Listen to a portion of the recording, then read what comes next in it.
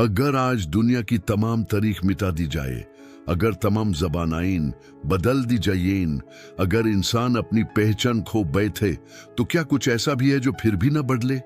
दुनिया ने सल्तनतें देखीं जो उठकर गिर गईं, कौमें देखीं जो अपनी ही कहानी भूल गईं, और किताबें देखीं जो वक्त के साथ बदल दी गईं। लेकिन इस सब के दरमियान एक ऐसी हकीकत मौजूद है जो 1400 साल से बिल्कुल वैसी ही है। आज हम वो सच जानेंगे जो अक्सर लोग नजरअंदाज कर देते हैं। एक ऐसी कहानी जो सिर्फ एक किताब की नहीं, बल्कि एक ऐसे मुआजिज़े की है जो वक्त, जमीन और इंसानी कोशिशों से भी बलातर है। ये कहानी शुरू होती है उस लम्हे से जब अभी ना जमीन थी, ना आसमान, ना वक्त का कोई हिसाब। सब कुछ खामोश था, लेकिन एक फैसला हो चुका था। एक ऐसी किताब का फैसला जो रहनुमा बनकर इंसानियत तक पहुंचनी थी। इस किताब का पहला मंजिल एक ऐसा मकाम था जिसे लौहे महफूज कहा जाता है। यह वो जगह है जहां हर चीज लिख दी गई, जहां हर हकीकत महफूज है और जहां से हर चीज का आगाज होता है। फिर एक रात आई, एक ऐसी रात जो आम रातों जैसी नहीं थी। इसे लैलातुल कद्र कहा जाता है।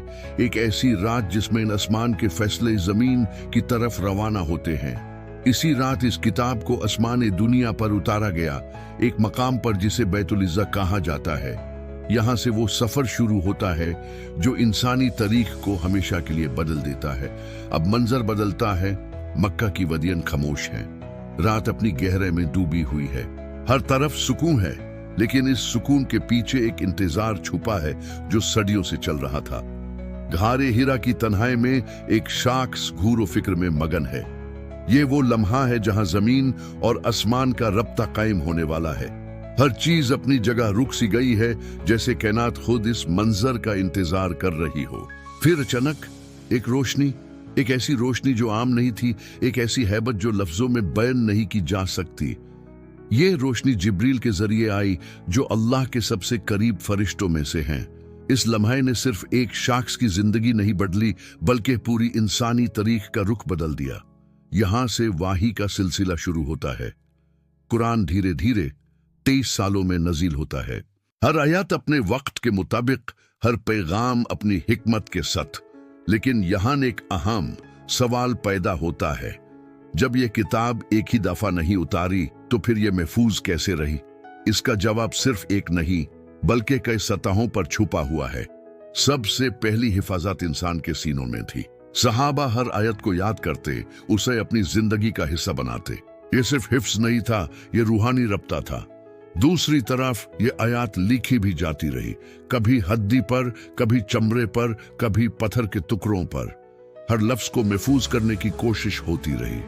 लेकिन वक्त के साथ एक इम्तिहान आया। नबी के बाद जंग यमामा में बहुत से हाफिज शहीद हो गए।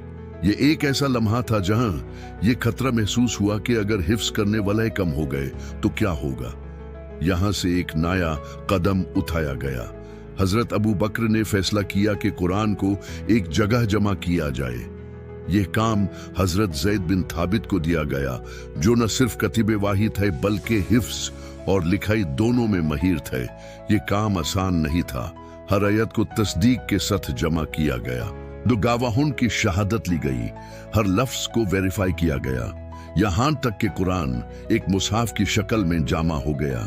लेकिन कहानी यहीं खत्म नहीं होती। वक्त के साथ इस्लाम मुख्तालिफ इलाकों में फैल गया। मुख्तालिफ लहजों और किरात की वजह से लोगों के दरमियान फर्क पैदा होने लगा। यहाँ फिर एक अहम कदम उठाया गया। हजरत उस्मान ने फैसला किया कि एक स्टैंडर्ड मुसहाफ तैयार किया जाए ताकि तमाम उम्मत एक ही किरात पर जमा हो जाए। इस मुसहाफ की कई कॉपीज बनाई गईं और मुख्तलिफ इलाकों में भेजी गईं। इसके साथ ही मुख्तलिफ रिवायात को रोक दिया गया ताकि इख्तिलाफ पैदा ना हो। ये वो लम्हा था जहां कुरान सिर्फ महफूज ही नहीं रहा, बल्कि एक निजाम के साथ दुनिया भर में फैल गया। और फिर सदियां गुजार गईं, सल्तनतें आई और चली गईं, ज़बानें बदल गईं, टेक्नोलॉजी ने दुनिया को बदल दिया। लेकिन कुरान वो वैसे का वैसा रहा। न इसमें कोई इजाफा हुआ, न कोई कमी। आज भी दुनिया के हर कोने में एक ही कुरान पढ़ा जाता है, एक ही लफ्ज, एक ही तरतीब, एक ही पैगाम। यह सिर्फ इंसानी कोशिश का नतीजा नहीं हो सकता। यह एक ऐसी हिफाजत है जो इंसान से बलातर है। और यहाँ सबसे गहरी बात समझ आती है, कुरान को इंसान ने नहीं बचाया, बल्कि कुरान ने इंसान को बचाया। ये किताब सिर्फ पढ़ने के लिए नहीं आई, बल्कि जिंदगी बदलने के लिए आई। और आज सवाल यह नहीं कि कुरान महफूज है या नहीं, सवाल यह है कि क्या हम उस पैगाम को महफूज रख पा रहे हैं जो हमें दिया गया। क्या हम उस रोशनी को समझ पा रहे हैं जो घारे हिरा से निकली थी। क्या हम उस अमानत के हकदर हैं जो 1400 साल से हिफाजत के साथ हम तक पहुंची है। ये कहानी यहीं खत्म नहीं होती। ये हर उस शख्स के साथ जारी रहती है जो कुरान को सिर्फ पढ़ता नहीं बल्कि समझता है। और शायद असल सफर अभी शुरू होता है।